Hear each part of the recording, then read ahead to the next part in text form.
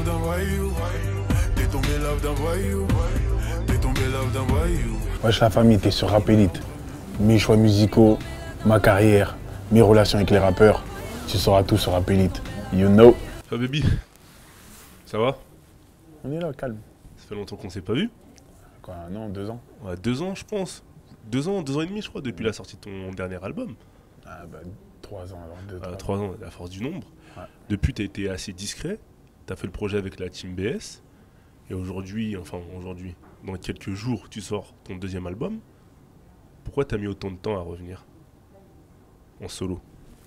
J'ai mis du temps parce que j'étais partagé entre l'envie de faire un Symphonie Déchargeur volume 2, l'envie de poursuivre un album et l'envie de faire de la production, de faire autre chose, d'écrire pour des gens et tout et tout. Donc ça veut dire que je savais pas encore quoi faire. Ah, J'étais un peu partagé sur ces 3 délires-là. T'étais dans une période de doute un peu, c'est ça? Ouais, parce que quand tu as on va dire le succès d'estime et qu'ensuite les ventes, elles suivent pas forcément. Bon, moi ça va, je m'en suis bien sorti à la fin, mais tu as toujours ce petit doute, ce petit recul, cette petite baffe que tu te prends, après tu te dis, oh, qu'est-ce qui s'est passé là? Donc voilà, c'est ça. Donc t'as pu te remettre en question, c'est ça? Bah, remise en question, oui et non, parce que dans le sens où, pour moi, la musique que j'avais, la qualité du produit était bon. Donc pour moi, il n'y a pas de remise en question. C'est plus comment bien calibrer un single ou... C'était plus ça le problème, parce que le contenu, il y en avait, tu vois. Par rapport à mes confrères, moi, j'ai toujours été validé par ma plume, par mon... Tu vois, j'ai toujours fait en sorte que mes morceaux aient un sens. Et voilà, donc je pense que c'était plus un problème des singles. D'accord. Parce que des morceaux, pour faire des morceaux, ça, je savais le faire, tu vois. D'accord. Après, c'était plus calibrer les singles, faire en sorte qu'ils soient radiophoniques. C'était plus ça mon problème. D'accord. Et après la sortie de ton premier album, tu as tenté l'expérience Team BS avec La Fouine, Cindy et Sultan. Qu'est-ce que tu retiens de cette expérience? On va dire que j'ai vu autre chose. J'ai fait un autre public. J'ai vu le public, tu vois, c'est un autre public. Je sais pas comment t'expliquer. Il y a 2 publics rap en fait. C'est là que j'ai compris qu'il y avait 2 publics rap. C'est un public plus jeune Il y a un public plus jeune et qui est plus axé sur les morceaux avec des mélodies et tout et tout. Et il y a le public rap, tu vois. Et c'est là que j'ai découvert ce public-là. Et après voilà, Team BS, c'est une expérience comme une autre. Et voilà, on a fait disque d'or. Je sais même pas si on a fait disque d'or. Je sais pas, ouais, je crois qu'on a fait disque d'or. Je crois qu'on approche les 80 000 ou un truc comme ça. C'est même possible qu'on nous donne le double disque d'or. Et les critiques acerbes que tu as pu recevoir après avoir participé à cette expérience, comment est-ce que tu les as vécues? Bon, en fait, si tu veux, après mon album et après mon parcours, moi, sur Team BS, j'étais vu comme une sorte d'ovni. C'est-à-dire que c'est celui où on se posait une multitude de questions. Pourquoi il était dans Team BS? Pourquoi il a fait ça? Parce que c'est pas ma musique de base. Mais en vrai, en fait, si tu veux, dans Team BS, il n'y a que la mélodie qui change. En fait, c'est les refrains et la musicalité du truc. Sinon, si tu n'observes que mes couplets, c'est-à-dire que tu décortiques que mes couplets, moi, mes couplets, la plupart des morceaux, c'est des trucs que je devais mettre dans Symphonie, la plupart. Et en termes visuels aussi, ça a changé. C'est pour ça que les D'accord. gens étaient un peu décontenancés, c'est-à-dire que les clips que tu pouvais faire avec ce collectif changeaient du Fab Bébé en solo. C'est peut-être pour ça que les gens ont été un peu peut-être décontenancés quand ils t'ont vu dans Team BS. Ouais, après, quand tu regardes, je sais pas moi, quand tu regardes d'autres artistes comme, je sais pas moi, tu regardes Soprano. Soprano, quand il fait des trucs avec Psychiatre de la Rime et quand il est tout seul, les clips sont super différents. Je crois qu'avec Psychiatre de la Rime, il est plus engagé. Quand il fait des trucs solo, c'est plus ouvert, plus truc, tu vois. Après, c'est que les gens, ils n'ont pas l'habitude de ça. D'un virage pris à 180 degrés d'un coup. À mon avis, pour eux, j'étais pas capable de le faire. Mais si tu écoutes les couplets, par exemple, de Team BS, je dis bien, on brûle des bus et des voitures car nos cerveaux crament. Tu vois, mon textuel, ils l'ont quand même joué sur énergie. Tu vois, c'est-à-dire que moi, mon textuel, il n'a pas changé. C'est-à-dire que c'était pas du rap pour passer en radio. Moi, mes textes sont restés les mêmes. Même pendant des moments, même il y avait des moments où on passait des morceaux de Team BS et on passait pas ma partie. Parce que mes textes, c'était un peu compliqué encore. Tu vois, donc moi, mon phrasé, il n'a pas changé. C'est-à-dire que les gens, ils m'ont vu, on va dire, en chelou, si je peux dire ça comme ça. Mais après, tu vois, ce qui est bien, c'est que tu apprends certaines choses. C'est que les personnes qui te critiquent et qui préféraient le Fababy d'avant n'allaient pas acheter les CD. Mais le nouveau public, lui, il a suivi direct.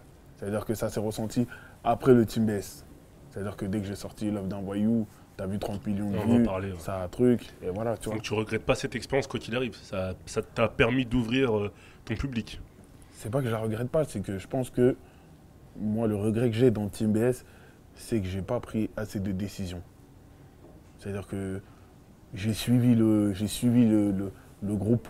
J'aurais dû être plus ferme sur certaines choses. Comme des morceaux comme Griot, je voulais que Griot il sorte, il n'est pas sorti. Je rappe, il n'est pas sorti en clip.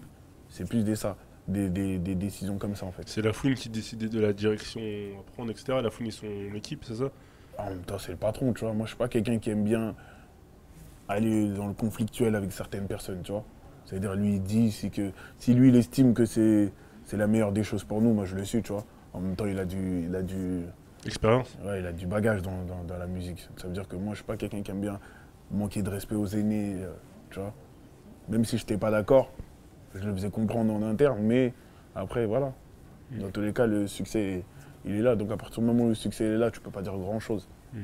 Voilà. Et quelles sont tes relations avec lui aujourd'hui? Aujourd'hui, mes relations avec lui, normal. Franchement, c'est du salut, ça va, sans plus, tu vois. C'est plus comme avant, on va se dire la vérité. De toute façon, les gens, ils le voient. C'est plus comme avant parce qu'il a pris un chemin, j'ai pris le mien.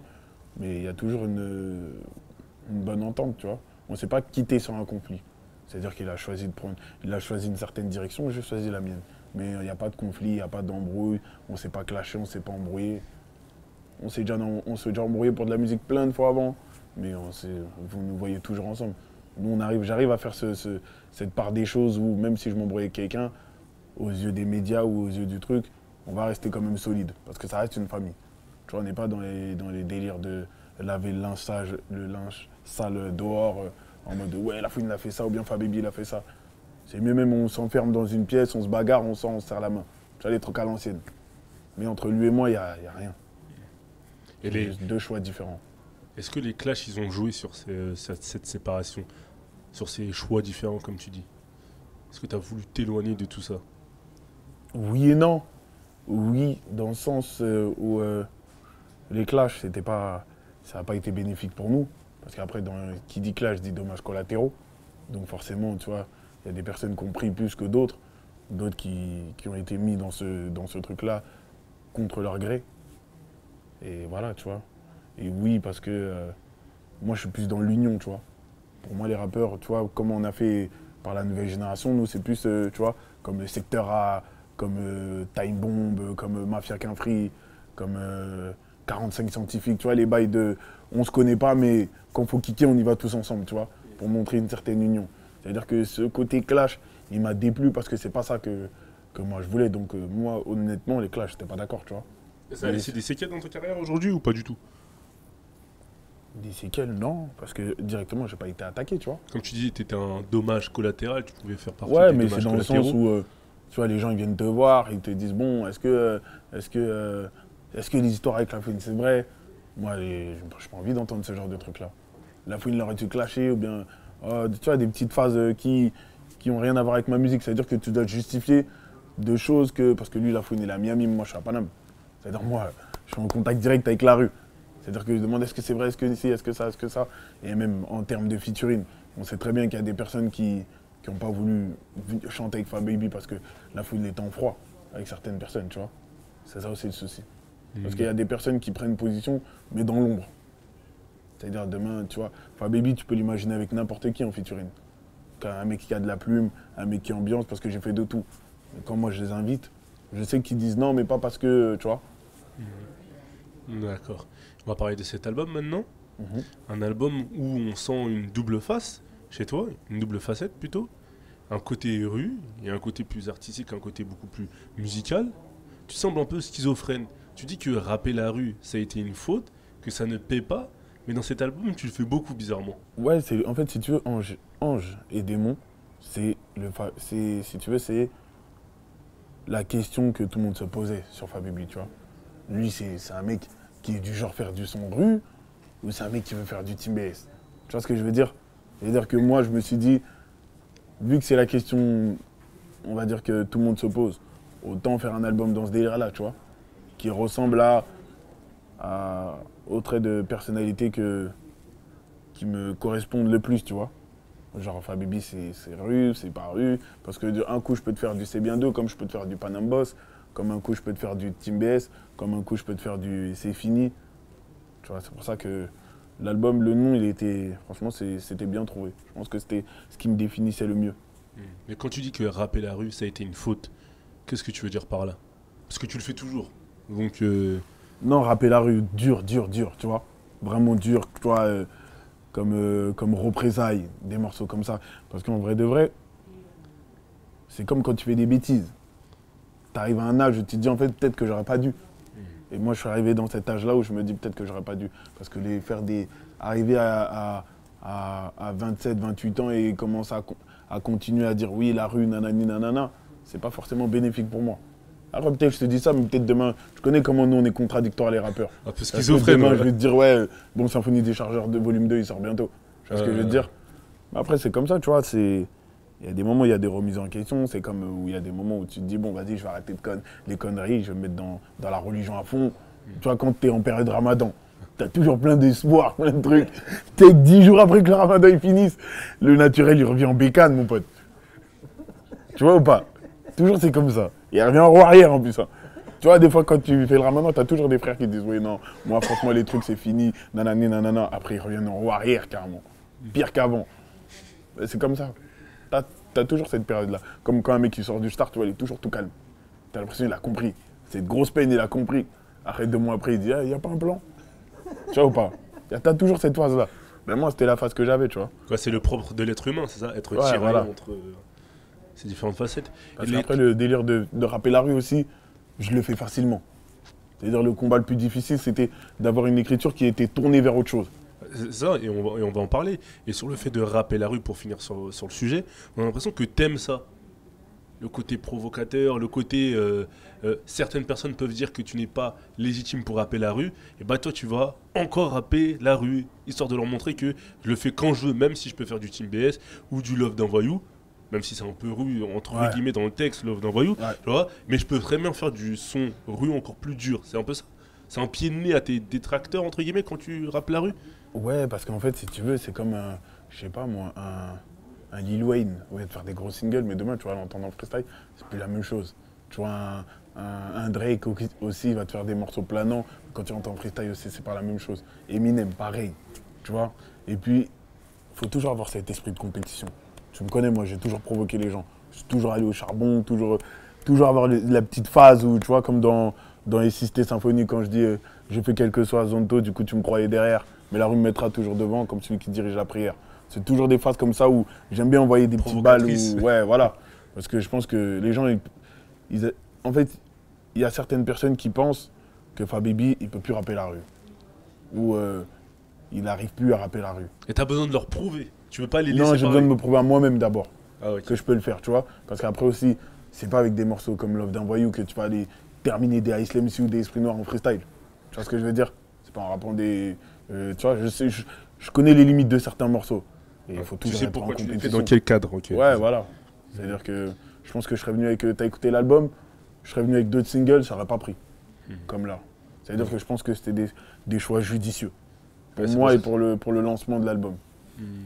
D'accord. Et il y a même une phase où tu dis que, en gros, tu fais des punchlines téléphonées, en gros, tu joues sur ça, sur ce qu'on a pu te reprocher par le passé. Est-ce que tu as changé ta façon d'écrire sur cet album Ouais. pour faire peut-être moins de punchlines téléphonées, entre guillemets, comme tu disais, Ouais, mais je crois que tu me l'avais dit, je crois. Ouais. Même. à l'époque? Ouais, à l'époque. Ouais. Ouais, mais j'ai pris en compte, tu vois. Quand on me dit quelque chose, je suis pas un mec que... Tu vas me le dire sur le coup. Je vais faire le mec, tu me connais. Mec du 9-3, je vais faire le mec. Non, c'est pas comme ça.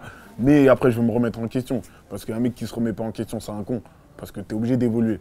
Un artiste qui se remet pas en question, c'est un artiste qui va rapper de la même manière pendant 10 ans de carrière. Et t'en connais plein des artistes qui rappent de la même manière depuis 10 ans aussi. Donc voilà, tu vois, moi je me suis remis en question. Et c'est vrai que pour comprendre une phase, c'est mieux que, on va dire que c'est plus percutant quand tu mets un petit coup, une grosse patate. Ça va plus marquer les esprits que tu mets une grosse patate, grosse patate. Après, à la fin, c'est toi qui es essoufflé. Parce que le jour où demain, tu n'auras plus de punchline, ce sera mort dans le film. Ça veut dire vaut mieux avoir autre chose. Alléger Tu vois. son texte, en fait. Ouais, voilà. Ça veut dire laisser des. Tu vois. Et même, comment ça s'appelle Lino me l'avait fait comprendre, tu vois. Parce que tu vois, moi, les anciens, ils viennent, ils me donnent des conseils comme moi, j'écoute, tu vois. Et il m'avait fait comprendre que, tu vois, faut aérer aussi. Tu vois, il m'a dit, c'est bien, tu as cette maîtrise de l'écriture, mais aère tes textes. C'est-à-dire, des fois, il y a des phases qui sont un peu, on va dire, banales, qui vont être totalement cohérents dans un morceau. Tu regardes L'œuvre d'un voyou, il y a zéro punchline. Il n'y en a même pas une seule. Il y a zéro. Et moi qui me casse les couilles à écrire, c'est L'œuvre d'un voyou qui a le mieux marché. Ouais. Tu vois, comme quoi c'est paradoxal, tu vois. Tu peux avoir des punchlines, tu te dis, bon, vas-y, si je mets des grosses punchlines, le morceau va faire un carton, mais même pas. Justement, le morceau de Love d'Avoy, il arrive comment? Ben, L'œuvre d'un voyou, j'ai écrit, j'avais l'idée en tête. C'est-à-dire, j'avais un concept. Je me suis dit, depuis le morceau avec, je crois que c'était Éloquence et Kélia. Voilà, depuis ce morceau-là, il n'y a plus de passe-passe, tu vois, c'est. Très rare. Ouais, voilà, tu vois, meuf, mec, mais vraiment une vraie combinaison. Je te parle pas de morceau où tu mets la femme au refrain, après dégage, tu vois. Une vraie combinaison. Non, ce genre, tu vois, les vrais trucs, tu vois, où elle intervient, où quand tu, même limite, tu fais un karaoké, tout le monde va chanter, tu vois ce que je veux dire. Et je pense à ça, je pense au morceau de Bonnie and Clyde de Jay-Z et Beyoncé. Je pense à plusieurs morceaux comme ça. Et je me suis dit, il me faut un morceau comme ça, moi aussi. Après, j'ai écrit. C'est-à-dire, j'ai écrit le texte en entier. Après, j'ai appelé le manager d'Aya. Après, j'ai fait écouter le bordel et tout et tout. Moi, comme moi, c'est du tac au tac. Il m'a dit, ah ouais, ça pourrait lui plaire. J'ai dit, bah, va la chercher. De toute façon, elle te le racontera s'il a fait une interview ou quoi. J'ai dit, bah, va la chercher. Il m'a dit, là, tout de suite. J'ai dit, bah ouais. Il est allé, boum. Le son, L'œuvre d'un voyou, je crois, on l'a fait en 30 minutes. Moi, je l'ai écrit en 1 heure et le morceau, on l'a fait en 30 minutes. Et t'as écrit aussi sa partie. Ouais. Donc elle est venue l'interpréter, c'est ça? Ouais. Et puis, il n'y a jamais eu de morceau Renoir. Sans faire le mec pro-black, tu vois. Non, tu vois ce que je veux dire? Parce que, tu vois, si tu mets... J'aurais pu ramener Islam. Ça allait faire un cliché. Tu sais, en plus, comment ça allait se passer. Tu vois ce que je veux dire? Ça veut dire que donne pas le bâton pour te faire battre. Tu sais, les bails de oui, meuf de cité, c'est toujours les mêmes histoires. Tu vois ce que je veux dire? Là, c'était autre chose. Tu vois ce que je veux dire? Et puis, il n'y a aucun... Et puis, on va pas se mentir, on n'a pas de morceau à nous. Tu vois, les Renois. On se dit, ah, amour entre Renoir. Il n'y a jamais eu ça dans la musique. C'est-à-dire, c'est pas des morceaux où c'est racial ou quoi au caisse, hein, mais il n'y a jamais eu ça. Donc pour moi, si j'ai l'écriture et que je peux essayer de le faire, j'ai essayé. Après, ça a pris, tu vois. Comme quoi, mon idée n'était pas si bête que ça. Donc j'ai écrit du début à la fin, et après, j'ai soumis le truc. Après, elle a validé. Et depuis le début de ta carrière, tu parles beaucoup des relations hommes-femmes, même sur tes réseaux sociaux, dans tes titres. Tu fais presque une fixette sur ça, enfin on a l'impression parfois. Pourquoi? Ben, en fait, si tu veux, ce qui est déclencheur de beaucoup de choses, c'est l'amour. Que ce soit les guerres, que ça soit la paix, que ça soit le... Tout est basé sur ça, en fait, si tu regardes bien. C'est-à-dire que demain, l'amour est déclencheur de beaucoup de choses, moi je pense, personnellement. C'est-à-dire que ce soit les relations, que ce soit de famille, d'amitié ou autre. L'amour, c'est ce qui truc. Même que ce soit l'amour pour la musique, l'amour pour la religion, parce qu'on parle toujours d'amour de quelque chose, tu vois. Et ça part toujours de ça. C'est-à-dire que c'est pour ça que c'est centré sur ça. Et puis moi, j'ai grandi avec ma mère, et tu connais que quand tu grandis avec une personne, que ce soit la daronne, et que tu as 4 sœurs en plus, c'est que les relations, t'es pas le même homme. Quand tu es un équilibre, qu'il y a des frères chez toi, tu es plus macho. Mais quand tu grandis qu'avec des filles, ta pumelle est un peu différente. C'est pour ça que moi, tu me vois rarement insulter les meufs dans les morceaux, tu vois. Ça vient de là aussi. C'est-à-dire que mes morceaux aussi, mes sœurs, elles écoutent. Et voilà, tu vois. Je peux insulter des meufs parce qu'il y a certains... Il y a une catégorie de meufs qui méritent, pas qui méritent d'être insultées, mais que tu peux insulter, tu vois, de par leur comportement. Mais voilà. Il y a un morceau qui s'appelle Amina dans l'album. T'as pas forcément voulu le lancer avant ou... Amina, c'est un gros morceau. Bah justement, c'est pour ça que je te demande pourquoi tu l'as pas lancé avant. Je pense que t'as cité single, il y a du texte, il y a... En fait, je veux mourir, mais pas être communautaire. Parce que tu fermes certaines portes. C'est-à-dire que quand tu veux t'ouvrir, c'est que tu parles à tout le monde. Tu vois, avec Love d'un voyou, si j'aurais envoyé Donne-moi et que j'aurais envoyé. T'as écouté, moi, mes morceaux préférés, c'est Donne-moi. Ouais. Tu vois, j'aime bien tout l'album, mais mes morceaux qui me parlent le plus, c'est Donne-moi, Amina et Film Noir. T'imagines si j'avais envoyé les trois? C'est vrai que si t'envoies les trois, ça fait communautaire. Mais étant donné que t'as envoyé Love d'un voyou, tu vois, t'as envoyé Ma Petite, tu peux peut-être te permettre faisait déjà trop, d'envoyer déjà. Amina, non? Ah non, parce que regarde, Love d'un voyou. Ah oui, en termes visuels, oui, Ouais, c'est c'est déjà. Renoir, Ma Petite, qui est des Renoirs. Tu vois, c'était trop, en fait, si tu veux. Et puis ma vie, elle n'est pas centrée que sur ça. C'est-à-dire qu'il ne faut pas donner cette impression qui est fausse, en fait, tu vois. Parce que moi, je traîne avec tout le monde, tu vois. Et tu vois, c'est mieux de diversifier. C'est pour ça qu'envoyer même à Missio, c'était pas forcément le gros single de ouf, mais c'était pour un peu calmer le bail, tu vois. Et un morceau comme Amina, quand tu l'écris, c'est parce que t'as du mal à trouver la femme idéale en tant qu'artiste C'est pour mettre, en fait, si tu veux, la femme africaine, entre guillemets, en valeur. Tu vois, c'est... Il n'y a pas ce morceau-là qui met la femme africaine en valeur. Ça n'existe pas, le morceau où... Tu vois, c'est toujours, on parle d'une meuf. On ne parle jamais de la femme africaine, tu vois, en elle-même. Parce qu'on a toutes tendance à dire les beurettes ou les fatous. Mais il y a aussi des meufs qui sont carrées. Tu vois ce que je veux dire? Demain, on va parler de Nabila. On parle rarement de Leila Bekti, qui est une femme, tu vois ce que je veux dire, qui a fait quelque chose, tu vois. Il y a des... On va toujours chercher chez la femme africaine, qu'elle soit noire ou arabe, la pire. Et dire c'est elle qui nous représente. Tu vois ce que je veux dire? Là, pour l'instant, j'ai pas vu de personnalité qui représente vraiment les Renois, mais qui, tu vois, qui est clean ou quoi. Tu vois, et puis même quand elle est clean, elle n'est pas soutenue. C'est ça le problème. C'est-à-dire il faut un morceau de ralliement. Commencer par faire des morceaux de ralliement qui... C'est pas genre, j'ai pas fait un morceau sur la Côte d'Ivoire.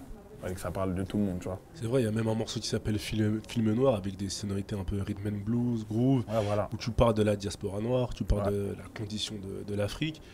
Cette prise de conscience, elle te vient d'où? C'est parce que tu retournes souvent au pays? Qu'est-ce qui s'est passé en fait? Je pense que c'est mon voyage au Sénégal hein, qui a joué le truc. C'est-à-dire que quand je suis parti au Sénégal, j'ai vu beaucoup de choses.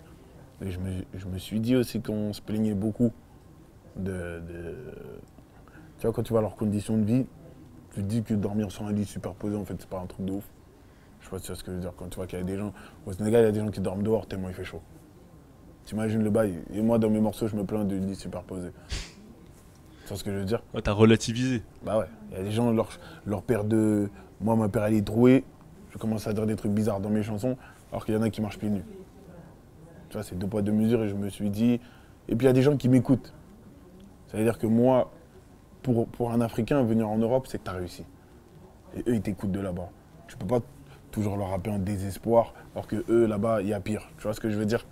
C'est-à-dire que j'étais un peu obligé de montrer aussi qu'il y a des bons côtés. C'est-à-dire que faire aussi Team BS aussi, c'était pas mal. Parce qu'il y en a qui aiment bien faire bébé avec la plume, mais chanter l'espoir, quand je fais un morceau comme Griot, ça chante l'espoir aussi, tu vois. Et quand je parle avec mes cousins du bled, ils sont contents des morceaux comme ça. Même L'Envoi d'un voyou, ils sont super contents. Parce que ça montre une vraie image de... Parce qu'aussi, ils veulent pas qu'aussi, dès qu'un noir ou un enfant de fils d'immigrés, il arrive en France, c'est pour rappeler des trucs de terreur, tout le temps. C'est pas comme ça. Parce qu'après, nous-mêmes, on va dire que notre pays, c'est un pays ouvert, où on accueille tout le monde, mais nous, on rappe des trucs bizarres. Tu vois ce que je veux dire? C'est pas cohérent. Dans Film Noir, d'ailleurs, tu dis 400 ans d'esclavage et aucun jour férié. Donc pour toi, la journée nationale des mémoires de la traite, de l'esclavage et de leur abolition, c'est le 10 mai en France, c'est insuffisant? C'est pas un jour férié. Ouais, donc c'est pour ça que je te demande si c'est pour toi, c'est insuffisant. Quand il sera férié, il sera important. Je sais pas si tu vois ce que je veux dire. C'est un jour pour dire oui, bon vas-y, vous avez votre jour à vous, mais non, les Noirs, allez, chantez. Tu vois ce que je veux dire? C'est pas un jour férié. Il y a beaucoup de personnes issues de l'immigration. Il reste plus de traces de l'immigration que de traces de la guerre 14-18. Pourquoi il y a un jour férié pour la guerre 14-18 et il n'y en aurait pas un pour l'esclavage? Pourtant la guerre, pourtant l'esclavage, ça a été commandité par les Européens. Donc en fait, on fait des jours fériés que quand ça les arrange eux. Il y a un deux poids deux mesures, c'est ça? Tu constates un deux poids deux mesures? Ouais, deux poids, deux mesures de ouf.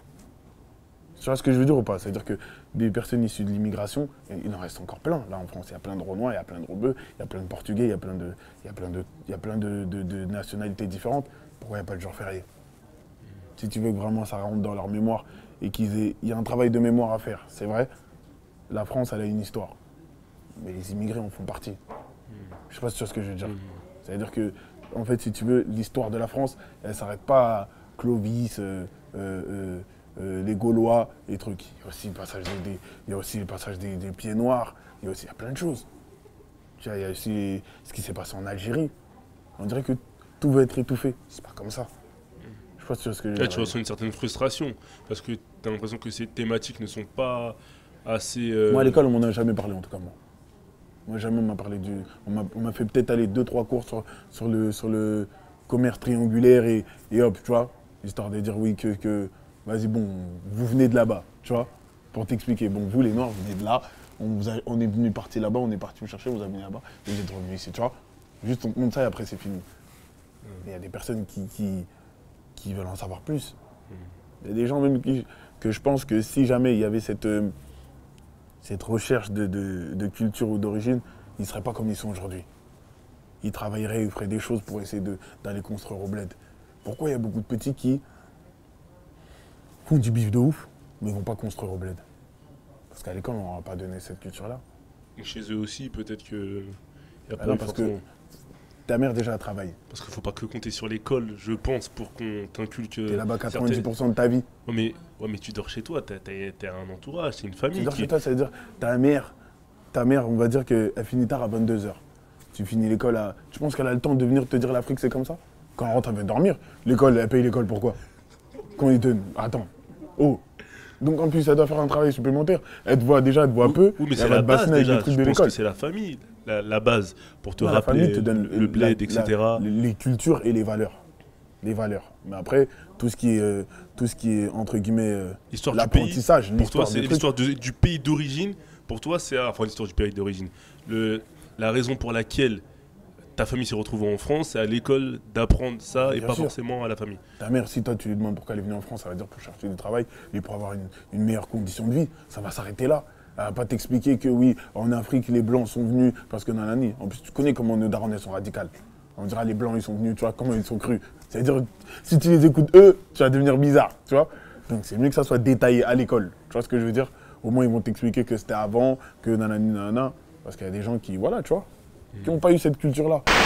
2 semaines, j'étais dans le top 15 iTunes. Ça m'a voulu me jouer. Eux, ils ont des favoris dans les radios.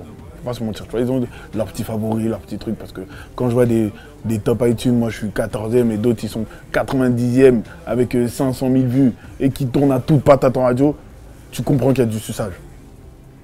C'est obligatoire. Pour moi, c'est du suçage international. Aujourd'hui, c'est un peu compliqué de laisser des gros morceaux dans des albums. Parce que tu passes à côté de quelque chose, Moi, sachant c'est que risque que je l'ai pris. Hein. ton auditoire attend quelque chose. Tu vois, c'est peut-être une balle que tu. Mais après, le problème des albums, c'est quoi aussi? C'est que des fois, ils envoient les plus grosses cartouches. Dès que tu écoutes l'album, il est pété. Tu vois ou pas? Des fois, ils t'envoient 3-4 sons, tu dis oh, lourd. Il y a beaucoup d'albums là récemment qui ont fait ça. Hein. Tu écoutes l'album, moi j'ai pris quand même le temps d'écouter certains albums. L'important, c'est de se maintenir et de rester. Tu vois, de faire de la bonne musique. Parce qu'aujourd'hui, on a tous commencé ensemble. Mais aujourd'hui, de cette génération-là, il y a des mecs, il faut le dire, ils sont morts dans le film. Il faut dire, on a raté le train de lancer un tube. Parce qu'à leur âge, il y en a qui avaient des morceaux comme Box avec les mots, L'œil du tigre, il y avait des morceaux Rof était plus jeune que nous, qu'il envoyait des morceaux comme Creuset de voyous, frère. Bouba et Ali, ils envoyaient Crimpé. Nous, on a envoyé quoi? T'es tombé love d'un voyou, t'es tombé love d'un voyou.